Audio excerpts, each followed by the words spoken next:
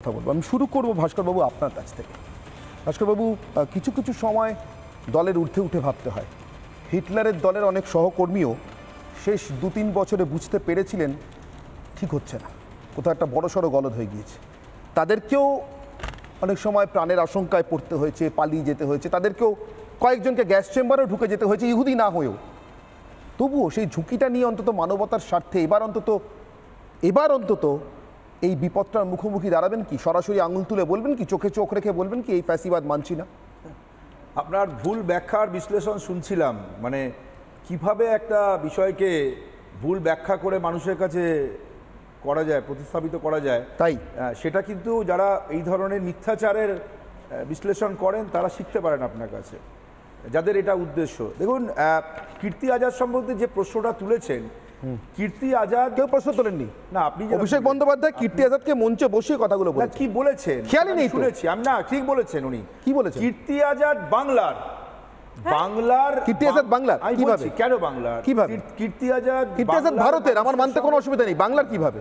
বাংলার মানে বাংলা থেকে যখন রিপ্রেজেন্ট করছেন, করেননি এখনো, রিপ্রেজেন্ট করতে এসছেন, তাই তো?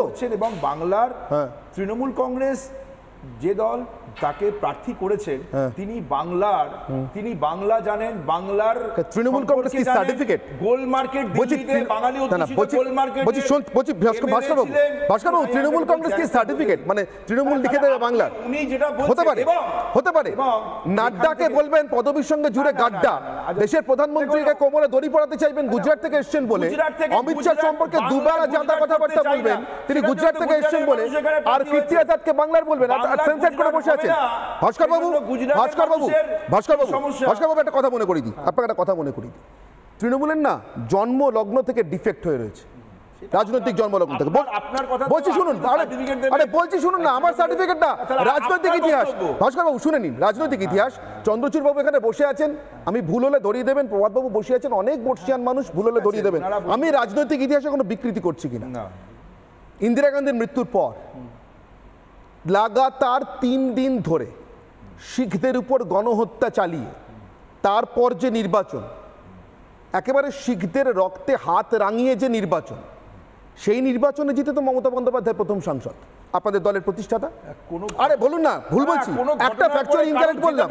মমতা বন্দ্যোপাধ্যায় যদি এত অসাম্প্রদায়িক হতেন, ওই নির্বাচনে লড়তেন। আমি চন্দ্রচূড় ঘোষের কাছে যাবো, এক মিনিট দান। চন্দ্রচূড় ঘোষের কাছে, চন্দ্রচূড় বাবু আপনার মনে হয় কোনো মানুষ যদি ভিতর থেকে অসাম্প্রদায়িক হন, চন্দ্রচূড় বাবু কোনো মানুষ ভিতর থেকে অসাম্প্রদায়িক, চোখের সামনে দেখছেন দেশ জুড়ে 2 জন শিখ বা 3 জন শিখ দেশের প্রধানমন্ত্রীকে মেরে ফেলেছেন এক মিনিট আমাকে বলতে দেন। অন্ধ ধর্ম বিদ্বেষে এর জন্য দেশ জুড়ে 3000 সরকারি খাতায়, বেসরকারিভাবে আর না জানি কত শিখ বিরোধী দাঙ্গা, নিধনযোগ্য বলা উচিত, দাঙ্গা নয়, একতরফাভাবে মারা হয়েছিল। নিধনযোগ্য চালানোর পর যিনি ওই দলের টিকিটে প্রথম সাংসদ হন, তিনি আমাদের অসাম্প্রদায়িকতা শেখাতে আসেন, তিনি আমাদের জাতিবিদ্বেষ শেখাতে আসেন। আর তার দল লাগাতার পরিকল্পিতভাবে জাতিবিদ্বেষ ছড়াতে যেখানে দাঁড় করিয়েছে বাংলাকে। আজকে দলের মঞ্চে অন্য রাজ্য থেকে ডেকে নিয়ে আসা একটি রাজ্যের প্রাক্তন মুখ্যমন্ত্রীর ছেলেকে মঞ্চে বসিয়ে যা বলছেন, যা বলছেন চন্দ্রচূড় বাবু, এটা আমি শুরুতেই বলেছি, চায়ের দোকানের আড্ডার থেকে অনেক ভয়ঙ্কর কিনা।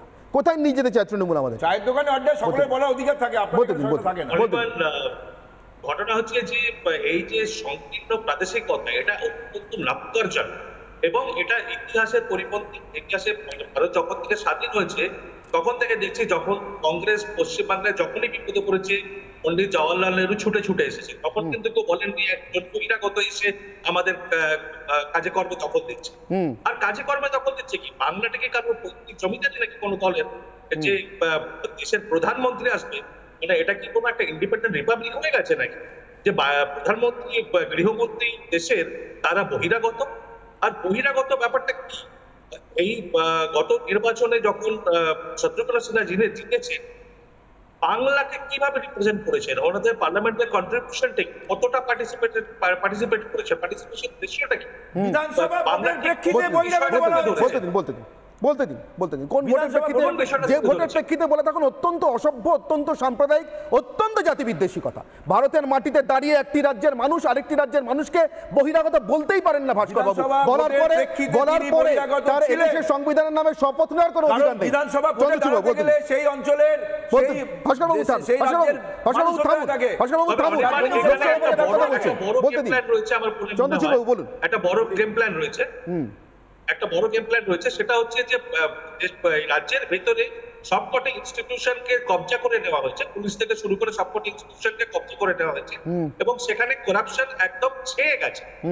বাইরে অর্থাৎ রাজ্যের বাইরে দেশের কেন্দ্র থেকে যখন সেখানে নজরদারি চালানো হচ্ছে আইন মেনে সংবিধান অনুসারে, সেটা অবশ্যই অসুবিধাজনক হয়ে পড়ছে। ফলে তাদেরকে আটকানোর একটা দুর্পথে একটা চেষ্টা হচ্ছে যে দেখুন এরা এসে আমাদের আপনাদের জন্য আমরা করছি, এই করছি, ভুল তথ্য দিয়ে মিথ্যা কথা বলে নতুন গল্প রচনা করে যে কোনো ভাবে ওনাদের একটা আটকানোর প্রচেষ্টায়। তাছাড়া আর কোনো কারণ আমি এটাতে দেখতে পাচ্ছি না। ক্রমাগত এই বহিরাগত বলে মানে আমাদের জমিদারি আমরাই যা করার করব, এটা আমাদের নিজস্ব রাজত্ব। তৃণমূল মানে বাংলা মানে বহিরাগত ছিলেন, আমি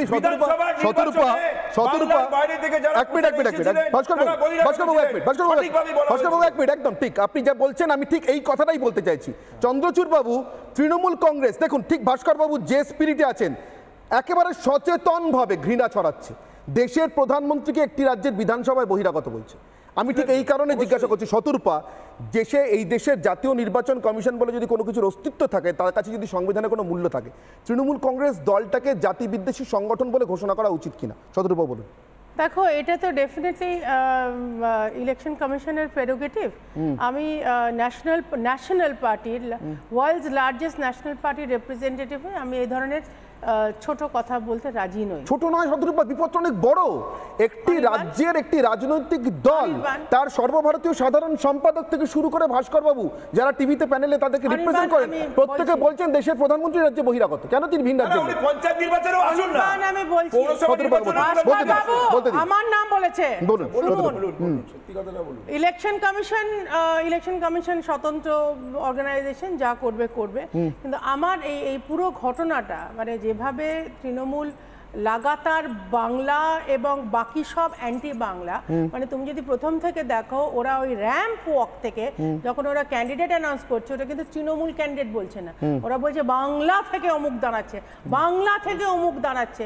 আরে বাংলা তো ভারতবর্ষের একটা একটা একটা মানে অভ্যন্তরীণ রাজ্য, এবং এই যে এত ফটফটানি করছে ওরা বাংলায় বসে, সেটা যদি ডক্টর শ্যামাপ্রসাদ মুখার্জি না থাকতো সেটাও হতো না, বাংলাদেশে গিয়ে থাকতে হতো।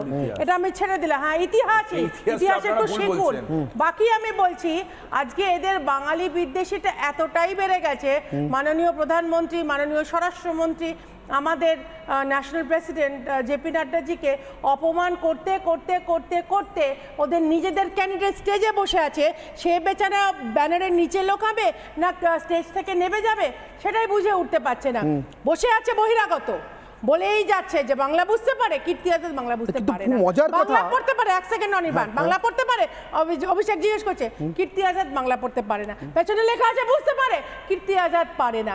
বেচারা কি হলো, কীর্তি আজাদের মাথাটাই গেল গন্ডগোল, মাথা গন্ডগোল হয়ে গিয়ে এখন দিলীপ দাকে অপমান করছে। এত বড় সাহস কীর্তি আজাদ! আমি মানলাম তিনি ইন্ডিয়ান টিমের ছিলেন, 83-তে ওয়ার্ল্ড কাপ নিয়ে এসছেন, part of the Indian team. উনি ভুলে গেছেন যে বাংলার ভূমিপুত্র বিজেপির কার্যকর্তাদের আবেগ হচ্ছে দিলীপ ঘোষ, তাকে অপমান করছে কীর্তি আজাদ। এবং কীর্তি আজাদ তৃণমূলের লজিক অনুযায়ী আমরা কীর্তি আজাদ অন্য কাউকে বিজেপি তাকে শোকজ করেছে কেন? উত্তর দিন।